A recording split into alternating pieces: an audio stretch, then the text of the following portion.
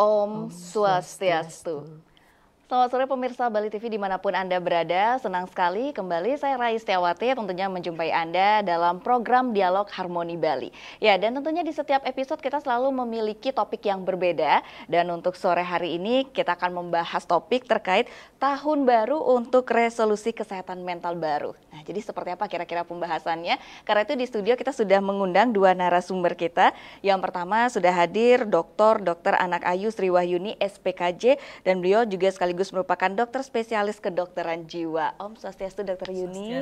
Baik. Selamat sore dokter. Bagaimana kabarnya dokter sore ini? Baik ya dokter. Selamat sore pemirsa juga dimanapun berada. Baik, luar biasa sekali kompakan ini ya dokter ya, kembaran bajunya hijau ya. Iya, betul ya. sekali dokter. Ya baik, dan narasumber kita yang kedua sudah hadir Dr. DAP Sintawidari SPKJ. Beliau juga sekaligus merupakan psikiater Dewanta Mental Healthcare. Selamat sore dokter. Selamat sore Rai. Baik, bagaimana kabarnya dokter Sinta? Baik. Baik ya, luar biasa sekali dokter. Selamat datang nih dokter dari NTT, jauh-jauh Iya, ya betul, dokter. dari NTT. Luar biasa sekali. Selamat sore juga para pemirsa Bali Suatu TV. kebanggaan sekali ini dokternya bisa hadir sore hari ini di Harmoni Bali. Ya baik pemirsa Bali TV, seperti biasa juga nanti di segmen kedua kita akan membuka line penelpon di 0361 894 8400 atau di 0361 894 8401. Baik, kita langsung akan awali dialog kita untuk sore hari ini. Yang pertama saya mulai dari dokter Sinta ya, karena posisinya paling dekat nih dengan saya nih untuk tempat duduknya ya. Ya, baik dokter, ini kan topik kita menarik sekali. Tahun baru untuk resolusi kesehatan mental baru. Nah, boleh dibilang ini kita nggak usah muluk-muluk terkait resolusi baru. Biasanya kita berpikir resolusi baru harus begini dan begitu ya. Padahal yang paling terpenting itu adalah kesehatan mental aja masih bermasalah. Nah, susah untuk menargetkannya ya dokter ya. Baik dokter, bagaimana kita tahu nih dokter kalau kita sendiri memiliki masalah mental? Terkadang kita kan nggak sadar dokter. Iya. Ini bagaimana dokter ciri-cirinya? Silakan dokter. Jadi kita ke resolusi mental itu ya dulu ya berarti. Gimana sih harapan-harapan kita ke depannya untuk kesehatan mental kita, bagaimana orang mengerti tentang kesehatan jiwa seperti yang tadi dibilang. Mbak Rai juga bertanya bagaimana ciri-cirinya ya, tapi kita harus mengenal dulu bahwa sehat itu seperti apa. Baik. Karena masih banyak orang menganggap bahwa sehat itu hanya fisik saja. Betul. Padahal sehat itu menyangkut fisik, mental, sosial, dan spiritual. Dan orang itu harus mampu menilai dirinya, mampu menilai keadaan orang lain, dan mampu melaksanakan fungsi dan tugasnya sehari-hari. Nah, kalau itu sudah terganggu, fungsi komunikasi, kemudian bagaimana dia bekerja sehari-hari, tidak bisa melakukan fungsinya sehari-hari dengan baik, kemungkinan bisa saja sudah terjadi gangguan jiwa tersebut. Tapi jangan dulu menganggap gangguan jiwa itu gila ya Mbak Rai ya. Gangguan jiwa itu bukan tanda kutip gila yang sekarang ini stigma di masyarakat. Bahwa gangguan jiwa itu dari ringan, sedang, dan berat. Nah, tetapi masyarakat masih menganggap bahwa gangguan jiwa itu adalah gila. Nah, itu harapannya ke depannya itu apa yang harus kita lakukan, bagaimana memberikan pengertian ke masyarakat sehingga masyarakat itu mengerti tentang gangguan jiwa tersebut. Iya, baik. Saya langsung ke Dokter Yuni.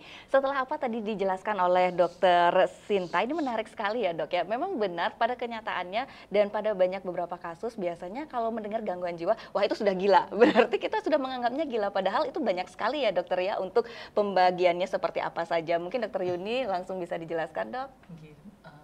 Untuk Rai dan pemirsa Bali TV, seperti disampaikan tadi oleh teman sejawat saya yang luar biasa, kita akan merasakan diri kita sehat itu dulu sebelum kita mengenal sakit.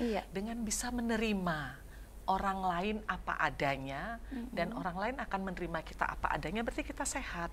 Tapi ketika kita tidak bisa menerima kondisi orang lain atau pasangan kita, anak kita, teman-teman kita, kita anggap itu masalah, jelek, dan ya iri, dengki gitu ya. Nah, itu berarti kita sudah bermasalah dengan kesehatan mental kita yang paling ringan. Baik. Yang paling ringan tentu kita selalu pertama adalah berpikir ke jangan-jangan gitu, overthinking atau kita cemas berlebihan itu terhadap sudah mulai ya dok ya, berarti dok ya. Baik. Kalau sudah berlangsung minimal 2 minggu berturut-turut. Jadi kalau saat ini cemas, takut datang terlambat ke studio, ketika ternyata tidak terlambat, oke-oke saja, itu tidak gangguan. Baik. Tetapi selalu memikirkan hal-hal yang apa nggak ini, apa nggak itu. Kalau bahasa Balinya sengkene, sengketo, yen kene, yen keto, dan 2 minggu berturut-turut itu gangguan yang paling ringan Iya, yang kita baik. alami. Jadi sudah mulai terlihat seperti itu ya, Iya. dokter ya. Dan malah kita selama ini merasa, wah itu biasa saja, mungkin normal saja. Padahal itu sudah mulai kelihatan ya dok ya, gangguan-gangguan permasalahan itu. Baik dokter Sinta dan juga dokter Yuni, nanti kita akan lanjutkan kembali nih dok mengenai tentang pembahasan terkait dengan tahun baru untuk resolusi kesehatan mental baru. Dan kembali lagi kami umumkan untuk pemirsa Bali TV nanti di segmen kedua, bagi Anda pemirsa Bali TV, Anda sudah bisa ikut bergabung bersama kami di 0361 894 8400 atau di 0361 894 8401. Baik, kita akan jeda terlebih dahulu, tetaplah bersama kami.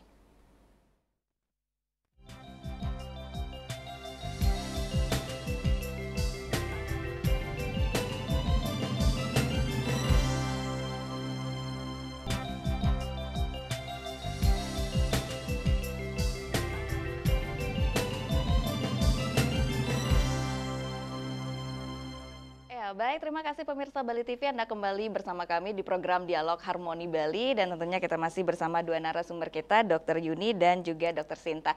Ya, tadi di segmen awal kita sudah membahas terkait awal sekali bagaimana mengenai tentang ciri-cirinya. Tadi sudah dijelaskan oleh Dr. Sinta dan Dr. Yuni. Nah, sekarang saya kembali lagi ke Dr. Sinta ya dok ya. Penjelasan dari Dr. Yuni tadi yaitu ketika cemas berlebihan, overthinking, itu kita sudah mulai harus waspadai. Tapi memang tidak semuanya ya dok ya. Baik, apalagi nih dok untuk ciri-cirinya seperti apa untuk kita mengenali gangguan mental dok? Ya, jadi ciri-ciri gangguan mental itu memang kita harus sosialisasikan di masyarakat, karena kadang-kadang masyarakat itu mendiskriminasi antara gangguan jiwa dan gangguan fisik. Baik. Orang itu akan datang ke dokter kalau dia fisiknya sakit. Kalau udah sakit kepala, mual, muntah baru ke dokter. Tapi orang tidak akan ke dokter kalau merasa cemas, merasa sedih, sulit tidur dan lain-lain. Gangguan jiwa itu gejalanya itu dari proses berpikir seperti apa, perasaannya bagaimana, kemudian perilaku. Jadi perasaan sedih, kemudian cemas, dendam, di mana perasaan-perasaan tersebut muncul dan tidak bisa terkendali dan akhirnya menimbulkan hendaknya dalam gangguan dalam fungsi sosial maupun pekerjaan. Pada saat itulah cemas maupun sedih itu merupakan gejala dari gangguan jiwa. Iya. Tetapi kalau cemas dan sedih itu dia bisa selesaikan dengan baik dan tidak mengganggu aktivitas, maka itu bukan gangguan jiwa. Masih normal. Ya, jadi tanda dok ya? petiknya di sini tidak cemas itu tidak semua gangguan jiwa. Tetapi Baik. cemas yang ditangani dengan baik justru itu penting untuk bagaimana kita harus menyelesaikan permasalahan itu dengan baik. Kemudian kalau perilaku, gangguan perilaku, dia mulai emosi yang tidak terkendali, sedikit saja dicetuskan oleh masalah kecil saja sudah mengamuk dan lain-lain. Nah, itu juga merupakan ciri gangguan jiwa. Kemudian kalau gangguan jiwa berat, ciri-cirinya itu ada bicara-bicara sendiri. Mungkin Mbak Rai pernah lihat nggak? Iya, Itu banyak, atau di Bali masih ada, kalau di NTT itu masih ada dokter Sri. Kalau bicara-bicara sendiri ada headset. Iya, baik. Jadi bicara sendiri tanpa menggunakan headset, itu dia bicara sendiri, kemudian dia menelantarkan dirinya, kemudian dia tiba-tiba mengamuk, curiga yang berlebihan, cemburu yang berlebihan, tapi tidak semua cemburu loh gangguan jiwa. Baik. Nah, itu prinsipnya semua yang saya sebutkan tadi sampai menimbulkan gangguan pada fungsi, baik fungsi sosial, kemudian fungsi pekerjaan. Pada saat itulah kita harus hati-hati, jangan sampai perasaan-perasaan itu sudah terjadi gangguan jiwa baik ringan, sedang maupun berat. Iya, baik dokter, ini terima kasih sekali. Jadi kita semakin lebih paham mengenai tentang bagaimana kita mendefinisikan itu sendiri ya dokter ya. Nah, mengenai tentang ada yang kira-kira yang sudah cukup besar ataupun yang masih baru tanda-tanda ya dokter ya. Jadi sejak dini harus sudah berkonsultasi. Meriset diri sendiri berarti dokter ya. Deteksi dini pada diri sendiri. Iya, dokter Yuni, bagaimana dokter kalau misalnya kita lihat dari beberapa mungkin karyawan ataupun aktivitas orang-orang yang bekerja, ini biasanya banyak tidak dok pasien dokter ataupun mungkin siapa saja yang datang terlihat dia seperti biasa saja, tetapi setelah konsultasi, wah ternyata ini sudah mulai terlihat dok gangguannya. Ada dok seperti itu dok? Saya kira mereka tidak seperti biasa ya, datang seperti biasa. Memang bagi masyarakat, bagi orang awam, sebelum ngamuk, ya sebelum bakar rumah, sebelum mukul orang, Iya, itu tidak dianggap gangguan mental. Jadi masih normal. Ya, jadi ada dua sebenarnya yang secara umum pemirsa harus kenali. Ada yang memang merasa dirinya terganggu, itu biasanya yang dari yang cemas, yang depresi, itu yang sulit tidur, itu yang datang sendiri. Iya. Tetapi yang itu tidak nampak dari luar, tapi yang nampak dari luar mereka adalah absen, baik di sekolah maupun di kantor. Itu udah hendaya. Iya. Tapi kalau yang datang diantar beramai-ramai, itu jelas dipegang Satpol PP, dipegang polisi, dipegang Itu Banjar. sudah beda ya, Dok, Nah, ya? itu yang berat. Itu yang biasanya yang dikenali oleh masyarakat. Iya. Tetapi saat ini mudah-mudahan dengan banyaknya penyuluhan-penyuluhan, baik dari rumah sakit, dari puskesmas, ataupun seperti pada sore hari ini, jadi tanda-tanda yang bisa kita kenali tidak nampak ya, kalau dia datang baik-baik saja. Tetapi kalau psikiater atau ahli kedokteran jiwa bisa mengenali kalau ada yang dandanannya berlebihan, atau ada yang tidak nyisir, tidak mandi, gitu ya, baunya mulai tidak sedap gitu. Nah, itu kita bisa kenalin. Yang ekstrim dandannya semua dipakai gitu ya, yang ada di rumah, dan warna-warna tertentu ya, yang warna mencolok ya mencolok, dan mungkin pakaiannya mungkin lebih dari satu dipakai padahal itu udaranya sangat panas.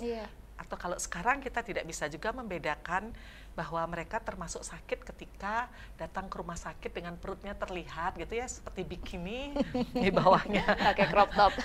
Ya, di bawahnya pakai kain, itu juga itu karena tren mode, tapi mereka tidak bisa menempatkan harusnya dipakai di mana gitu ya. Itu juga jangan semua jadi kita generalisasi dia sakit. Betul. Jadi pada dasarnya kita menentukan seseorang sakit atau tidak itu dari tadi Dokter Sinta sampaikan perilakunya dan hendaya sikapnya sehari-hari. Misalnya ibu rumah tangga sudah bosan sekali, dokter, kenapa sayur di pasar itu sudah tidak berubah? Tidak ada yang baru, kok itu aja wortel, kangkung, bayam, kok tidak ada yang model baru ya? Itu sudah ya, Dok ya? Ya, itu sudah mulai. Berarti kalau hendaya. sudah mulai bikin pertanyaan yang sudah aneh-aneh itu sudah mulai ya, Dok ya? Kehilangan minat dan saya kira itu sudah kreativitas. Betul. Apalagi sudah bertanya, Dok, siapa sih saya? Kok saya nggak kenal lagi diri saya hari ini ya? Biasanya yang baby blues itu ya, dokter ya? Bisa baby blues, bisa juga gejala-gejala depresi yang lain. Baik itu, kalau depresi itu bisa dari dalam karena hormonal, mungkin ada gangguan dari kelenjar tiroidnya yang gondok biasanya dibilang, baik yang kelihatan maupun tidak. Ada juga karena menopause, ada juga karena penyakit-penyakit yang harus minum obat berkepanjangan seperti lupus, itu juga bisa, bukan hanya karena stres dari kehidupan kita sehari-hari. Itu juga tidak boleh kita hindari. Kenapa? Misalnya tiba-tiba yang nggak ada masalah nangis, berkepanjangan nggak pengen makan, nggak pengen ngapa-ngapain lagi yang biasanya dia happy banget, ternyata ketika ditanya dia ternyata minum obat lupus yang sudah 2 tahun baru muncul, atau yang minum obat antiretrovirus juga merubah suasana perasaan seseorang yang akhirnya menimbulkan rasa putus asa. Kan kita sering mendengar, oh dia karena sakit lama, akhirnya gantung diri di pohon tomat misalnya seperti itu. Ya itu yang sering kita dengar, tidak sembuh-sembuh. Tomatnya yang tumbang. Tomatnya yang malah kesakitan ini, dokter. Baik, dokter, ini menarik sekali, dokter. Dan ketika kita melihat segala sesuatu yang simpel, ini seseorang sering sekali kita lihat, wah ini biasa aja. Malah pandangan masyarakat biasanya melihat orang yang mungkin suka ngamuk, suka marah, lebay. Selalu ada kata lebay itu ya, dokter ya. Karena itu dia tadi, karena masih banyak masyarakat yang mendiskriminasi itu. Betul. Jadi tidak merasa bahwa gangguan itu sebenarnya menyangkut pikiran, perasaan, dan fisik. Orang masih cenderung berpikir bahwa fisik sakit baru ke dokter. Lebih banyak seperti itu ya, apalagi dok, ibu rumah tangga misalnya. Ibu rumah tangga kalau sudah mengeluh, aduh saya kok males, kemudian saya kok tidak ada gairah lagi untuk bekerja pagi hari memasak.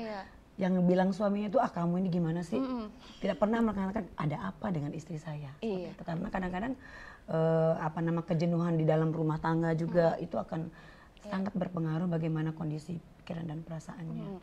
Baik, tapi saya setuju sekali apa yang disampaikan juga oleh Dokter Juni dan Dokter Sinta. Banyak sekali yang datang ketika keadaan sudah parah. Ya, Kenapa betul. seperti itu ya dokter ya? Padahal untuk konsultasi semua biasanya lebih malu. Apalagi kalau misalnya mau datang konsultasi sepertinya pakai masker, pakai topi lengkap. Nah ini ada hubungannya dengan resolusi yang ini Iya, barangkali ya. baik, ini Bagaimana seharusnya harapan kita di tahun resolusinya ya. 2024 Betul. terhadap kesehatan jiwa, sehingga tidak lagi orang datang ke tempat kami ke praktek kalau di Malu. Nusa Tenggara Timur itu Iya. ngelihat poliklinik jiwa gitu aja dia sudah ketakutan, ucap pasti sampai Iya. dia. Kenapa saya melihat nanti saya dibilang gila. Iya, berarti sama dok ya. Sejauh ini pasien yang datang sudah dalam kondisi parah dulu baru datang ya dok ya? Ya pada saat sekarang mungkin seperti itu, tetapi sedikit demi sedikit sudah mulai ada pengertian lah dari mereka, sehingga mereka beberapa mungkin dari tingkat pengetahuan dan lain-lain juga berpengaruh, pengalaman juga berpengaruh ada, tetapi secara garis besar masih stigma itulah yang masih terjadi di masyarakat, di mana ketika ada anggota keluarga yang memiliki salah satu anggota keluarganya mengalami gangguan jiwa itu berarti sudah aib bagi keluarga, sehingga kadang-kadang keluarga bukan membawa dia ke psikiater atau ke dokter, tetapi malah mengucilkan, bahkan masih ada pasung. Iya. Kalau di NTT masih banyak ada pasung, kalau di Bali mungkin masih Di banyak. Bali Masih bagaimana ada, dokter? tetapi, Masih ada juga ya. masih ada, tapi bentuk-bentuk pasungnya sudah lebih eksklusif gitu ya, Iya. di dalam kamar, Baik. ber-AC gitu ya. Jadi itu yang masih terjadi. Mungkin sekarang harapan ke depannya bagaimana sih cara kita, tantangan buat para psikiater sekarang untuk bagaimana supaya stigma tentang gangguan jiwa itu gila itu supaya bisa kita hilangkan, sehingga orang-orang secara lebih dini, lebih awal itu datang ke psikiater, karena konsep ke psikiater itu harapan kita itu bukan untuk mengobati Betul. orang yang sudah gangguan jiwa, Iya. tetapi bagaimana kita mencegah supaya orang tidak mengalami gangguan jiwa, Iya. dan bagaimana kita membuat orang yang sudah mengalami gangguan jiwa lebih cepat lagi sehat dan bisa berfungsi secara optimal. Iya, betul sekali itu Dokter Sinta. Nah, Dokter Yuni, kalau menindaklanjuti dari kasus, kalau misalnya masih terlihat ada beberapa orang yang masih dipasung itu kan sudah seperti pelanggaran HAM ya dokter ya. Tapi di satu sisi mungkin maksud dari keluarganya baik supaya tidak berkeliaran dan mengganggu orang sekitar. Tapi kalau tanggapan dari Dokter Yuni seperti apa dok? Kita pasung dalam arti pelanggaran HAM itu ketika mereka hanya dipasung tidak diobatin, ya. Iya. Tapi kadang-kadang kita ada istilah restriction mekanik. Jadi ketika dia gaduh gelisah, ketika dia ngamuk, kita ikat dalam waktu sementara sambil terapinya, obat-obatan yang kita masukkan baik lewat mulut maupun lewat suntikan bekerja dengan baik. Jadi biar tidak menjadi bahan buat pala caleg gitu ya, atau yang itu untuk dijadikan bahan untuk di-endorse bahwa dia sudah berbuat gitu ya. Kita belum menanyakan gitu, kenapa sih si seseorang itu dilakukan fiksasi ataupun dikurung di kamar atau dibuatkan kamar khusus, karena kan ada beberapa gangguan mental yang memang sifatnya resisten terhadap obat. Mudah sekali ketika dia lihat anak kecil walaupun sudah minum obat dia pingin kejar gitu. Atau ketika lihat anjing gitu ya, mereka tidak bertanya dulu, tiba-tiba sudah di-endorse gitu ya. Nah, sekarang pemasungan itu kita melihat lagi pemasungan yang sifatnya medik, sifatnya untuk dalam proses pemulihan, atau memang keluarga tidak mau mengurusnya. Jadi tidak diobati sama sekali, ditaruh di dalam kebun yang mungkin hanya beratap sementara saja, ada nyamuk, buang air besar, buang air kecilnya tidak terurus. Tetapi kalau ditaruh di dalam kamar, minum obat teratur, dan sesekali dia keluar, itu berbeda. Jadi jangan disamakan. Baik dokter, kita harus jeda terlebih dahulu, kita lanjutkan kembali nanti. Pemirsa Bali TV tetaplah bersama kami, kita akan segera kembali setelah jeda iklan berikut ini.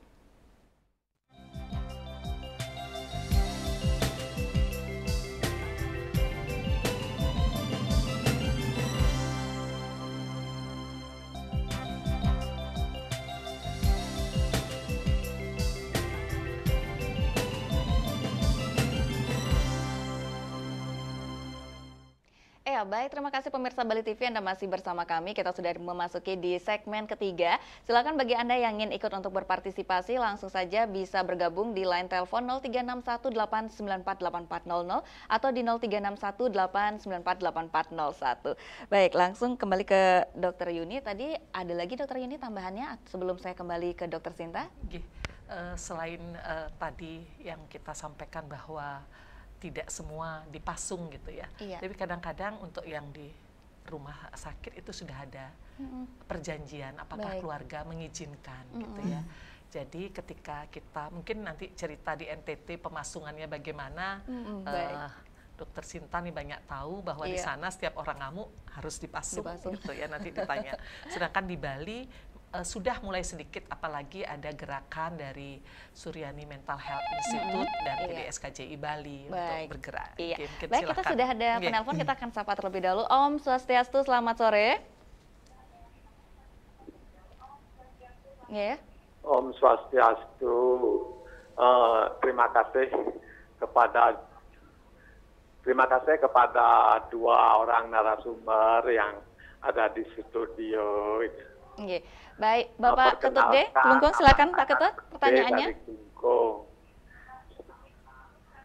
Saya pensiunan kan, umur saya sekarang udah 76 tahun berjalan gitu. Iya, baik. Lanjut. Yang mau ditanyakan apa? Akhir-akhir ini kok saya mengalami ada keanehan pada diri saya.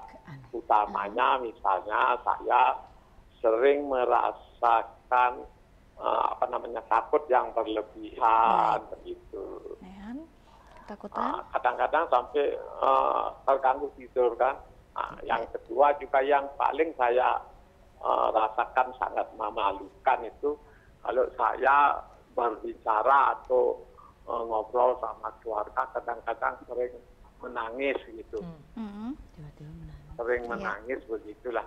Apalagi kalau melihat cerita yang sedih itu, menyaksikan ada cerita-cerita sedih itu, betul-betul saya tuh bisa nangis disadari gitu. Nah, kira-kira itu udah termasuk tergolong penyakit apakah? Iya. Apakah ini ada obatnya begitu? Iya. Terima kasih. Baik, suksema Bapak Ketut D, usia 76 tahun ini sudah ikut bergabung. Jadi saya ulang kembali, Bapak Ketut D ini usia 76 tahun ini memiliki pertanyaan, sering mengalami keanehan seperti ketakutan, gangguan tidur, kalau melihat atau mendengar sesuatu cepat menangis, dan kira-kira ini ada obatnya atau seperti apa? Siapa yang mau lebih dulu menanggapi? Ya, boleh saya. Dokter Sinta atau Dokter Yuni? Iya, Dokter Yuni silakan. Pak Tutdi, Bapak Tutdi kan sampun masuk ke lanjut usia yang sudah di masa pertengahan lanjut usia, di awal kan 60 tahun, jadi memang ada kemunduran dan mungkin yang paling ini adalah mulai mundur adalah kemampuan dalam fungsi-fungsi berpikir, karena otak suka nggak suka mau nggak mau mulai mengecil, sehingga hormon itu mulai tidak seimbang yang ada di otak, sehingga terjadilah kecemasan yang berlebihan, ketakutan, bahkan ada regulasi di otak yang menyebabkan Bapak tidak ada masalah, tidak ada hal yang memicu, tiba-tiba ingin menangis, atau bahkan ada yang memicu seperti berita-berita sedih atau berita kedukaan dari keluarga ataupun di media, Bapak juga terpacu. Jadi Bapak ini mengalami istilahnya gangguan mental yang diakibatkan oleh kondisi penurunan dari fungsi otaknya Bapak. Jadi bukan karena semata-mata dari stres dari luar. Nanti Bapak bisa mengunjungi, apalagi Bapak pensiunan PNS, Bapak bisa dengan JKN-nya, Jaminan Kesehatan Nasional, bisa datang ke Poliklinik Jiwa di RSUD Kelungkung. Saya kira Bapak jangan khawatir, ini lagi resolusi ke depan bahwa poli jiwa itu bukan untuk gangguan jiwa berat. Kembali lagi mencegah Bapak tidak sampai ketakutannya berlebihan, Bapak diam di dalam kamar, hanya ngintip-ngintip dari jendela sambil menangis-menangis tidak jelas, itu tandanya tambah parah.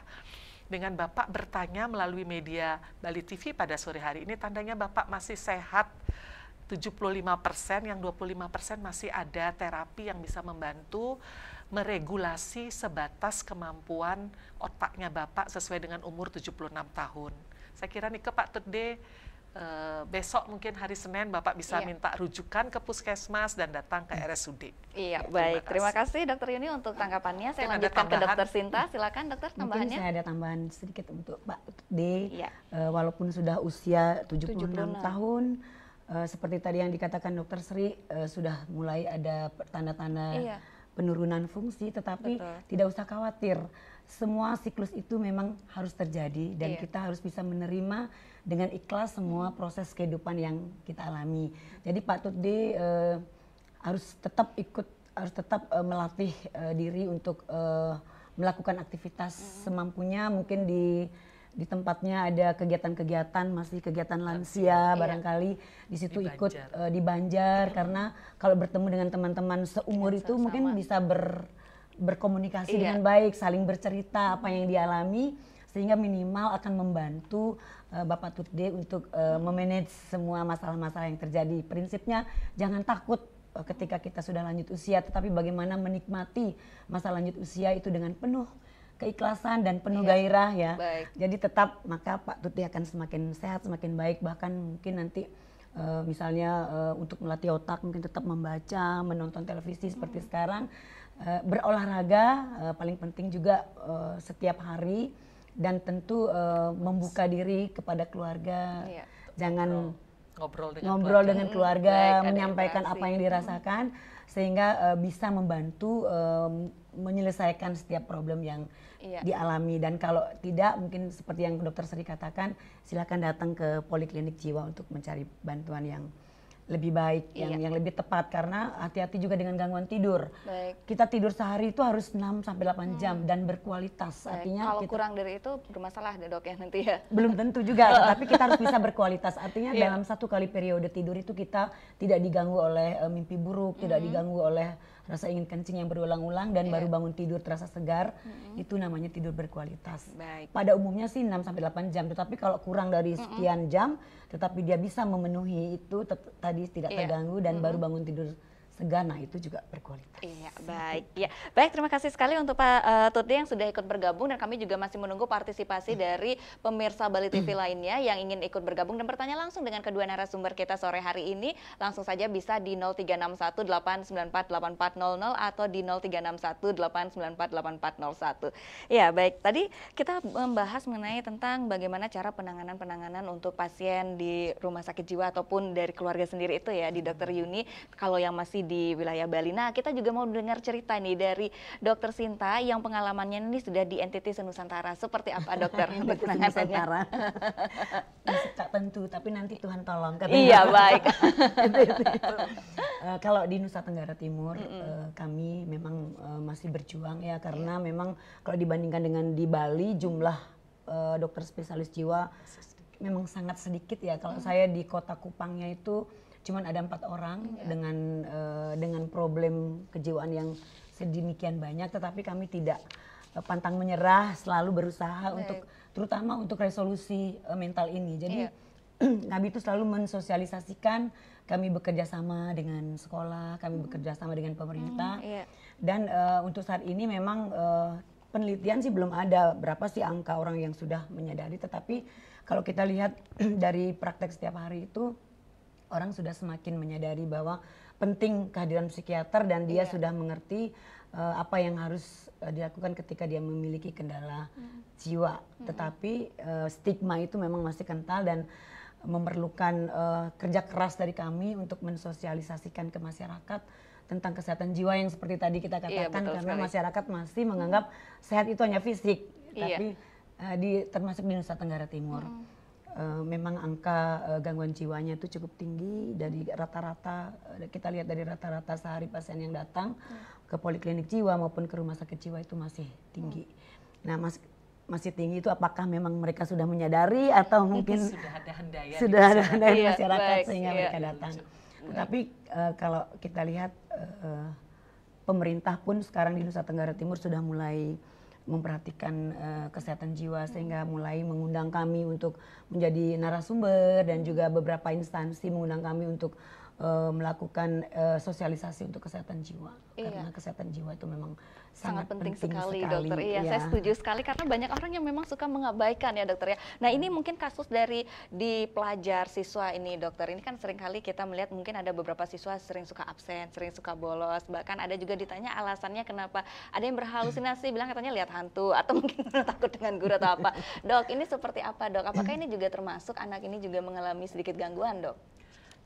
Tadi kan kebetulan lansia udah ada contoh ya. Iya. Dan untuk remaja, untuk anak usia sekolah memang saat ini itu perlu resolusi, karena kembali lagi stigma bahwa mereka sebelum bisa datang ke psikolog atau ke psikiater, mereka berjuang dulu sih biasanya kalau anaknya bermasalah, berjuang dulu di lini terdepan budaya. Apakah ruatan oton, apakah nanti ini di sekolah perlu membuat mencaru dan lain sebagainya, itu dulu biasanya. Jadi setelah agak lama sehingga benar-benar tidak mau sekolah sama sekali dengan berbagai alasan tadi, biasanya baru. Jadi sudah agak kronis biasanya ya, sudah setahun, sudah 6 bulan. Nah, rata-rata pertama memang kita sekarang berada di dua dunia ya, di dalam rumah kita banyak ada media yang bisa masuk ya. Di rumah sekecil apapun wifi itu pasti ada. Ya. Jadi anak-anak biasanya tidak mau bangun, tidak bisa bangun pagi karena bermain sampai pagi. Sehingga tidak bisa tidur. Dan kecanduan-kecanduan ini lah yang banyak melatar belakangi saat ini anak-anak yang mengalami gangguan game, adiksi, ketergantungan internet tepatnya ya. Jadi bukan hanya game, jadi di sana ada TikTok, ada YouTube, ada macam-macam. Itu yang sama sulitnya menterapi seperti kecanduan nafsa. Itu berat. Dan yang kedua adalah memang anak-anak yang memang ada masalah dengan kemampuan intelektualnya. Ya. Kemudian ada anak juga yang memang mengalami gangguan cemas perpisahan di awal dia sekolah. Jadi kalau TK sudah cemas perpisahan, jadi dipaksa ayo. Ya kenapa di TK jadi ada 2 minggu ya? Jadi les. Ya tiap dia naik ke level berikutnya itu orang tua menganggap nanti kalau udah besar kan biasa, sudah besar. Jadi sampai ke tingkat universitas pun mereka adaptasinya berat. Sehingga menolak lah. Jadi gimana mau, jadi terpaksa dicarikan ijazah, jadi-jadian. Ya, jadi karena apa? Karena orang tua berpikir lebih penting sekolah daripada mengenali kenapa ya anak saya begini. Ya, betul. Saya ingin menterapi. Ada juga yang datang terus ke psikiater, datang orang tuanya, anaknya tidak pernah mau datang karena itu tadi aku nggak sakit jiwa. Tapi orang tuanya tidak berani mengeksekusi ketika kita sarankan coba diberikan obat untuk mengatur emosinya, marahnya terhadap anjuran orang tua untuk ke sekolah, karena sekolah untuk masa depan dan lain sebagainya, itu nambah ngamuk. Ya. Jadi terpaksa mau sekolah, saya belikan motor. Motor 1 hari sekolah, 1 hari besok nggak sekolah lagi. Diiming-iming gitu nggak bagus ya, dokter ya? Bukan tidak bagus, boleh, tapi biasanya hasilnya tidak ada hasil. Karena itu akan berulang lagi. Nah inilah mungkin itu sudah termasuk gejala awal gangguan mental emosional pada anak. Dan kalau tidak ditangani dengan baik, ya akhirnya kualitas sumber daya manusia kita akan makin buruk. Kembali lagi resolusi buat keluarga, jangan khawatir, jangan malu, ya bahwa ke psikiater berarti kita sekarang pasang stigma berarti saya orang modern. Betul. Saya setuju sekali. Saya ingin anak saya punya masa depan, saya tidak menjadi beban keluarga sepanjang hayat. Itu yang mungkin resolusi yang kembali lagi psikiater bisa ditanggung BPJS kok gitu, JKNKIS kok gitu.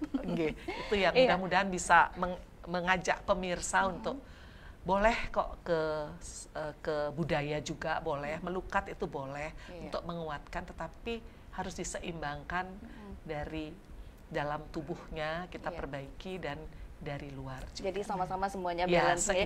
Iya, baik, sebelum saya ke Dokter Sinta, kita harus break terlebih dahulu, dokter ya. Ya, baik pemirsa Bali TV, kita akan segera kembali setelah jeda iklan berikut ini. Tetaplah bersama kami.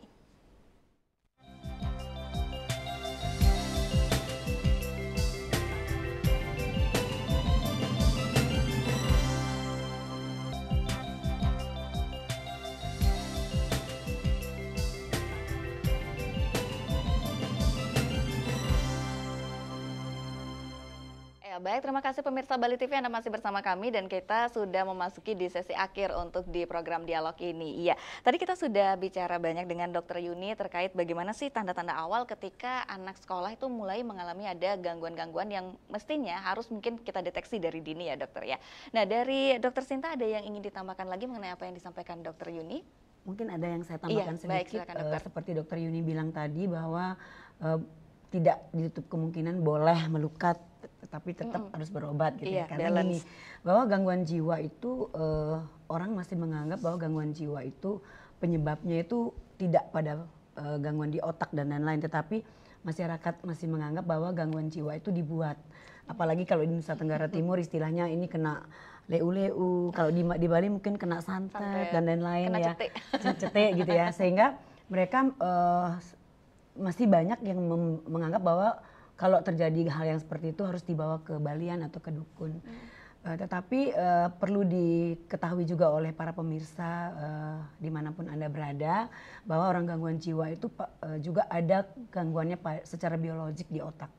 Ya, jadi yang terganggu itu adalah protein-protein di otak, baik dia bisa protein di otak itu bisa menurun, bisa meningkat, dan itu satu-satunya yang bisa mengobati itu adalah obat. Sehingga ketika datang ke psikiater,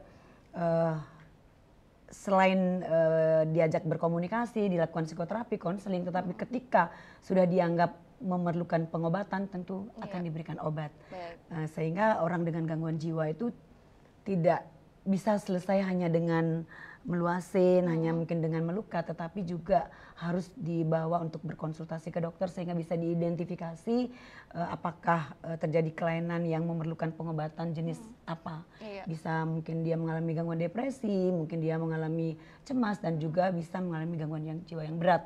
Dimana ketiga gangguan jiwa itu bisa menyebabkan gangguan pada protein atau namanya neurotransmitter di otak seperti itu. Jadi sehingga membuka wawasan para pemirsa bahwa gangguan jiwa itu bukan hanya disebabkan karena pengaruh budaya, tetapi juga bisa karena faktor biologik di otak. Iya, jadi ada banyak hal. Iya, silakan dokter ya. Bahwa ketika belum mau dibawa ke dokter atau ke psikiater, itu berarti semua memang pasien-pasien yang memang sudah gangguan mental memang merasa tidak sakit, itu pemirsa juga perlu kita tandai.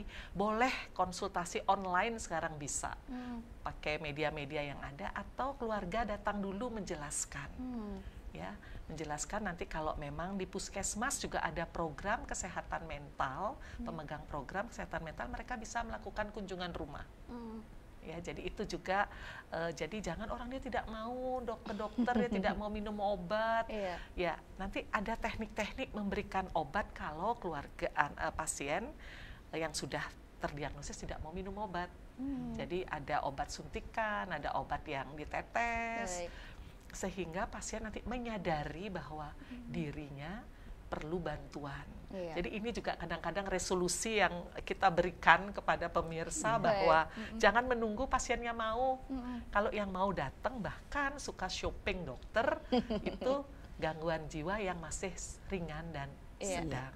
Setidaknya sudah menyadari ya dokter ya. Itu shopping dokter, semua dokter dikunjungi. Sampai itu juga tanda. silakan Sudah shopping makanan terus shopping dokter. Baik, memang ada ya dokter ya seperti itu ya, ciri-ciri pasiennya ya dokter ya. Ya, jadi pasien-pasien yang sudah misalnya berobat memang kalau kita ada kelainan pada fisik ya, misalnya sakit kepala dan lain-lain, itu memang harus ke dokter dulu. Datang ke dokter penyakit dalam atau mungkin ke saraf. Tetapi ketika dokter penyakit dalam maupun dokter saraf maupun dokter jantung mengatakan bahwa secara pemeriksaan sudah normal, tidak ada kelainan dari gambaran jantung normal, tetapi kalau ada orang yang masih saja merasa dirinya sakit dan kembali ini dokter ini gimana sih, saya udah sakit, cari lagi dokter yang lain, makan dokter yang sama, sampai akhirnya rekam medisnya setebal begini. Nah itu adalah salah satu diagnosis dalam gangguan jiwa. Jadi karena merasa tidak percaya dengan hasil yang diberikan oleh dokter. Tidak menerima ya dokter ya. Jadi harapannya sekarang itu ketika terjadi hal yang seperti itu, maka kita memang harus, karena kadang-kadang tidak mau dikatakan mengalami gangguan jiwa, sehingga selalu berusaha mencari dokter A belum, dokter B cari. Nah itu namanya shopping dokter Mbak Rai. Jadi saya baru tahu. Nah itu adalah salah satu gejala dari gangguan jiwa. Baik ya, jangan sampai seperti itu ya, nanti semua dokter dikunjungi. Iya dokter, ini terkait dengan tema kita sore hari ini, tahun baru untuk resolusi kesehatan mental baru, dari dokter sendiri ini seperti apa untuk resolusi kesehatan mental barunya untuk pemirsa Bali TV? Jadi resolusi kesehatan mental yang pertama yang diharapkan adalah tidak terjadi stigma itu. Tidak terjadi stigma di masyarakat. Bagaimana kita sekarang berharap mengharapkan terjadi perubahan itu di tahun 2024 sehingga masyarakat mulai menyadari bahwa gangguan jiwa itu penting dan secara cepat datang untuk berkonsultasi sehingga bisa dicegah gangguan jiwa yang ringan tidak menjadi sedang, gangguan sedang tidak menjadi berat, dan yang berat bisa cepat diobati. Bagaimana kita membuka komunikasi dengan keluarga, bagaimana kita bekerja sama dengan anggota keluarga kalau melihat salah satu ada perubahan perilaku dari anggota keluarganya itu sudah sadar, oh jangan sampai ini dia mengalami gangguan jiwa, dan cepat untuk berkonsultasi, datang ke psikiater maupun ke psikolog. Baik, jadi itu ya dokter ya. Nah kalau dari dokter Yuni sendiri seperti apa dokter untuk resolusinya? Ya mungkin itu secara global sudah disampaikan, tetapi secara praktek baik yang bisa dilakukan oleh pemirsa, mulailah di tahun 2024 ini meningkatkan komunikasi dalam keluarga. Tentu komunikasi yang sehat dan saling menerima sesuai umur yang diajak berkomunikasi. Jadi tidak satu arah. Baik. Mendengarkan dan didengarkan. Itu bibit-bibit yang baik untuk mencegah gangguan mental di dalam keluarga. Menerima apa adanya dan mengajarkan bahwa ketika ada masalah, mari kita selesaikan bersama-sama. Ya. Jadi kita selesaikan bersama-sama, tidak saling mencari kambing hitam satu sama lain. Dan kalau ada anggota keluarga yang mengalami gangguan, misalnya kepala keluarga tidak punya pekerjaan tapi dipaksa harus memenuhi sesuai dengan standar yang ada, akhirnya ada hutang, ada pinjol. Baik. Nah itu juga dibicarakan, bukan diselesaikan. Dicarikan solusi, bukan keluarga gotong royong ngasih duit, bukan. Tapi bagaimana ini diobati, dicarikan solusi, komunikasi yang bagaimana nantinya untuk mensupport keluarga ini ketika ada faktor ekonomi di sini. Ini yang perlu sekali resolusi di 2024 ini untuk ketika disarankan, dirujuk misalnya anak bermasalah di sekolah, dirujuk ke psikolog, ke guru BK, jangan cepat-cepat endorse bahwa gurunya ini nanti gurunya dipecat, tidak. Bagaimana kita menerima bahwa mari sama-sama kita lihat, mari sama-sama kita selesaikan konflik-konflik kecil di antara keluarga kita, terus sampai keluar, sampai berdampak ke sekolah, ke tempat kerja. Inilah yang kita selesaikan dengan melihat kekurangan dan kelebihan yang ada pada masing-masing pihak. Kalau kita merasa terus benar, nah ini konflik akan terjadi. Saya kira mudah-mudahan pemirsa melalui pertemuan kita lewat Bali TV pada sore hari ini bisa mulai terbuka bahwa di dalam mental yang sehat terdapat badan yang sehat. Badan yang sehat. Jadi fisik dan mental itu seimbang. Jadi kita sudah ada juga istilah baru gut brain axis. Jadi apa yang kita makan itu berpengaruh. Jadi usus ini adalah otak kedua kita. Jadi pikiran kita dipengaruhi oleh apa yang kita makan, dan sirkulasi di tubuh ini berpengaruh juga ke otak kita. Sehingga kalau ada bapak ibu yang mudah marah, mudah emosi, menyalahkan orang lain, segeralah datang ke kami, jangan menstigma diri dulu, jangan tersinggung ketika dianjurkan untuk datang berkonsultasi. Dan jangan takut, kami tidak hanya semata-mata akan membuat tergantung dengan obat, tidak. Kalau bisa hanya dengan merubah perilaku, kenapa harus minum obat? Betul, setuju itu sekali. Resolusi itu ya, 2024 untuk kesehatan mental. Baik, kita masih punya waktu kurang lebih 3 menit. Mungkin Dokter Sinta ingin menambahkan kembali. Silakan. Masih Dokter, ya, kita mungkin untuk resolusi itu juga perlu setiap keluarga tuh mengenal bagaimana menyelesaikan setiap konflik. Jadi istilahnya manajemen stres. Dari bagaimana kita mengenali diri sendiri dulu, karena sesungguhnya kita manusia adalah makhluk 3 in 1, jadi kita punya energi, kita punya motivasi, ketika kita menyadari diri kita, kita tahu apa yang kita lakukan, kemudian mengatur waktu dengan baik, karena satu hari itu adalah 24 jam. Jadi tidak ada istilah sampai kekurangan waktu kalau kita memanage dia dengan baik, kapan harus bekerja, kapan harus rekreasi, kapan harus makan, itu semua diatur dengan baik. Dan kita juga melakukan aktivitas-aktivitas bersama keluarga, misalnya olahraga. Olahraga yang sehat itu bukan harus ke nge-gym seperti itu, tetapi bagaimana setiap pagi kita bersama-sama jalan kaki di seputar rumah, itu pun bisa berkomunikasi, bisa menikmati, saling asuh dalam keluarga, sehingga komunikasi terbuka, tentu masalah kecil cepat kita bisa selesaikan. Yang paling penting lagi adalah membiasakan kehidupan spiritual dalam keluarga. Jangan lupa karena apapun yang kita lakukan, kalau kita jauh dari beliau itu akan sangat membahayakan. Jadi bagaimana kita membina anak-anak kita, keluarga kita, supaya kehidupan spiritual kita tingkatkan, sehingga ide Sang Yang Widi Wasa tetap bersama kita, sehingga apapun yang kita alami bisa kita usahakan dan selesaikan dengan baik, sehingga gangguan jiwa bisa kita hindari seperti itu. Iya, baik. Jadi semuanya harus balance ya dokter ya. Seperti yang dokter sampaikan tadi dari awal. Nah, kalau kita untuk dari kesehatan fisik, kita juga harus cek dari kesehatan mental juga, apalagi kalau mau melukat juga silakan. Nah, tapi ingat jangan lupa kunjungi juga untuk dokter spesialis kejiwaannya ya dokter ya. Jangan untuk kita yang mengasumsi sendiri, wah ini seperti apa penyakitnya, jangan kira-kira sendiri ya dokter ya. Ya, baik, ini terima kasih sekali, luar biasa sekali kita sudah diedukasi sore hari ini bersama Dokter Yuni dan juga Dokter Sinta. Sekali lagi Dokter Sinta jauh-jauh dari NTT ke sini memberikan edukasi ya, Dokter Yuni ya. Sudah 20 tahun saya tidak pernah ke sini ya. Baik, 20 saya tahun. senang sekali berada di sini. Untuk memberikan resolusi ya pastinya dokter ya. Baik, terima kasih sekali Dokter Yuni dan Dokter Sinta. Iya. Baik, dan pemirsa Bali TV, demikianlah dialog kita sore hari ini. Terima kasih tentunya pemirsa sudah menemani kita semua, dan akhir kata saya Rais Setiawati beserta seluruh kru kerabat kerja Bali TV mohon pamit undur diri. Sampai jumpa. Om Santi Santi Santi Om.